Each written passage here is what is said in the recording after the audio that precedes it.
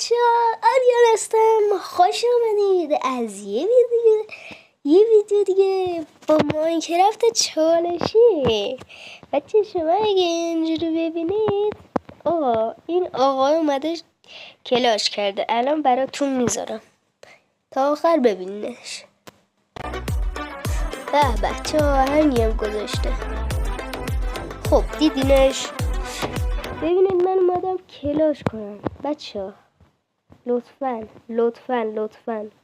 اگه من تونستم منو حمایت کنید، داشتون رو حمایت کنید.